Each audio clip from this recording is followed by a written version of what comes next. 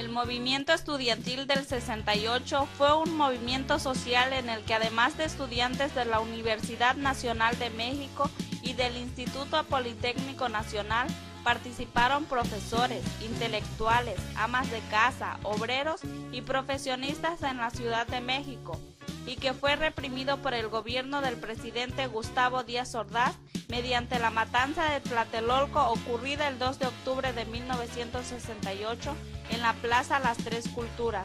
El genocidio se cometió en contra de una manifestación pacífica por el ejército mexicano y el grupo paramilitar Batallón Olimpia, creada por el gobierno en contra del Consejo Nacional de Huelga, órgano representativo de los estudiantes.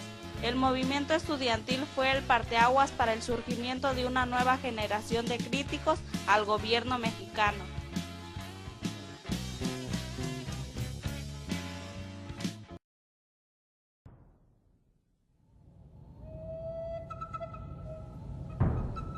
El Ejército Zapatista de Liberación Nacional, organización armada mexicana constituida por campesinos pertenecientes a los grupos indígenas Chamula, Sextal, Chol y Lacandón, se rebeló en el estado mexicano de Chiapas, a las órdenes de una pequeña cúpula militar, liderada por el mestizo subcomandante Marcos.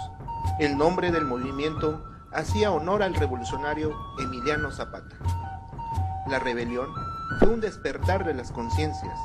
Se inició el 1 de enero de 1994 contra el gobierno de Carlos Salinas de Gortari, aprovechando que en esa fecha se producía la incorporación de México al Tratado de Libre Comercio en todo el país, la reivindicación de propiedad sobre las tierras arrebatadas a las comunidades indígenas, un mejor reparto de la riqueza y la participación de las diferentes etnias, tanto en la organización de su Estado como de la República en su conjunto, con el objeto de que fueran respetadas y valoradas las diferentes culturas de los grupos que viven en todo el país.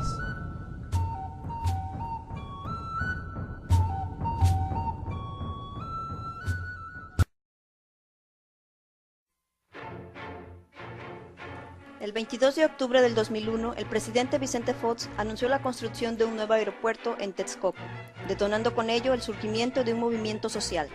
El Frente de Pueblos en Defensa de la Tierra surgió en protesta, pues afectaba el patrimonio de 4.375 familias. El gobierno federal de esos momentos, gobernado por Enrique Peña Nieto, devaluaba el valor de la tierra, ofreciendo indemnizaciones de 7.20 pesos por cada metro cuadrado de temporal y 25 pesos en tierra de riego. El 23 de octubre del 2001, los ejidatarios inconformes salieron a las calles con machetes, palos y varillas para defender su único patrimonio. Fueron golpeados y encarcelados por la policía estatal y federal. Sin esos terrenos, el proyecto no era viable, pero el gobierno federal minimizaba las protestas. Los ejidatarios seguían buscando la ayuda por vía legal y pedían la liberación de sus compañeros a través de grandes enfrentamientos, provocando violaciones de mujeres, desapariciones, encarcelamientos y heridos. Finalmente, el 1 de agosto, el presidente de la República dio marcha atrás al proyecto y anunció que daba la negativa de las comunidades ejidales.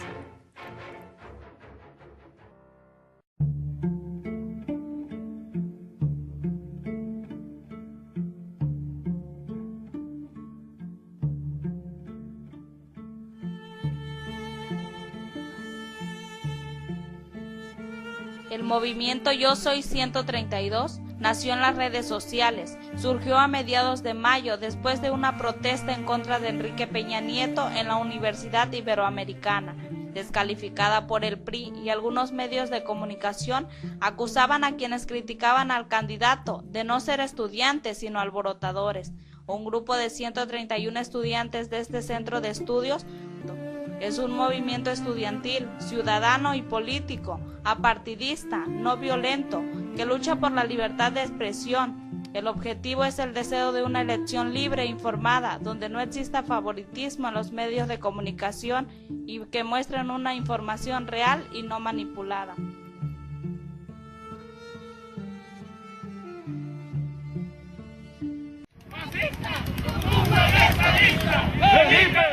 Así expresan las organizaciones y movimientos sociales sus inconformidades ante el Estado. Al manifestarse en las calles buscan contagiar a la sociedad para hacer su problemática de interés nacional. marchan obreros, campesinos, estudiantes y los nuevos sujetos sociales.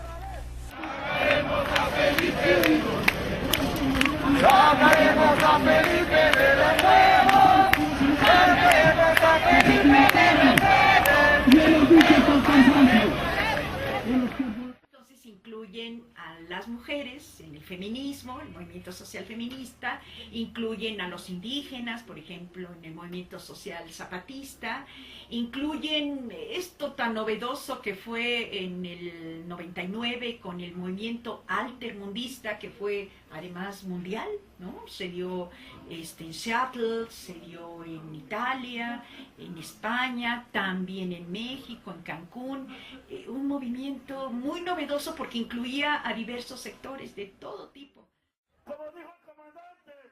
Los movimientos sociales tienen una característica específica, las consignas políticas, donde las irreverencias y las groserías muestran la creatividad y el ingenio de estos sujetos sociales.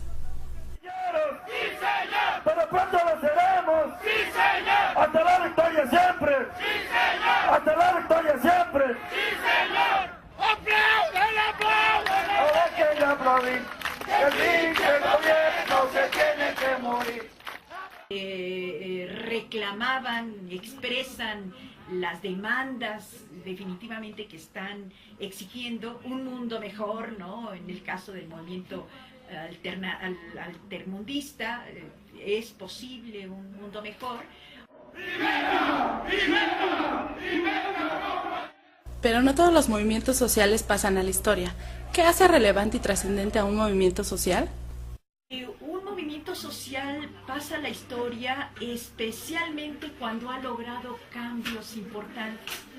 Es decir, por ejemplo, a una serie de cambios culturales, políticos, educativos a nivel universitario, y entonces es cuando tienen un mayor impacto. Bueno, los cambios, entonces generalmente los ataca, a veces los ignora, los omite, no existen, ¿no? O señala las cuestiones meramente negativas, si está interrumpiendo el tráfico, etcétera, y dónde quedaron las demandas, ¿no? En términos profesionales es una falta de ética periodística. Fíjate, Jorge Heriberto, más de Cuautitlán Izcalli, dice que deberíamos ser más imparciales. Tú y yo, ¿cómo es posible que pidamos más policías para golpear a la gente? Cuando hablamos, digamos, de todo esto, vemos que este tipo justamente de acción propagandística se va trata de explotar las emociones de la gente, el miedo, la inseguridad, entra el tema de la ira, ¿no?, de la ansiedad. Insisto al gobernador, a la autoridad de la policía, si el diálogo en este momento es insuficiente, que manden más refuerzos de la policía para acabar de una vez por todas con este asunto. ¡Fuera Calderón! ¡Fuera Calderón! ¡Fuera Calderón! Actualmente existen una variedad de propuestas para manifestar el descontento social.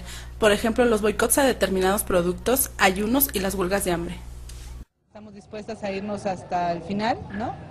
Y pues seguimos aquí en la lucha después de 16 días ya, con una pérdida de peso pues ya considerable, en mi caso 9 kilos. Una de las herramientas más útiles que han encontrado los movimientos sociales es el Internet, con los blogs y las redes sociales, que sirven para conectar y unificar a diversos sectores en torno a una problemática. Ayuda a organizarse, aunque siempre se requiere el contacto directo de los manifestantes para expresar un aquí estamos.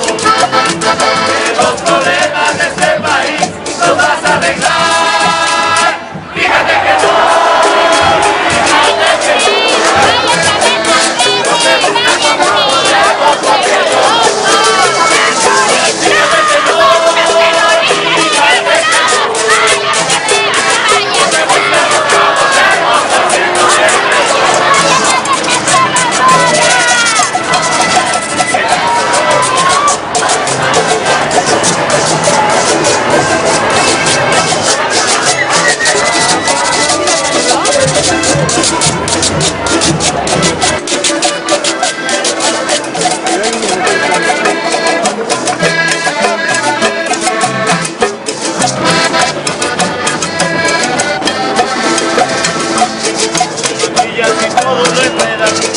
Gracias por ir a votar, ya no es suficiente cambiar el partido, cambiemos la forma de gobernar. Pero si te organizas, se enciende la mecha, exigiendo tu derecho a la información.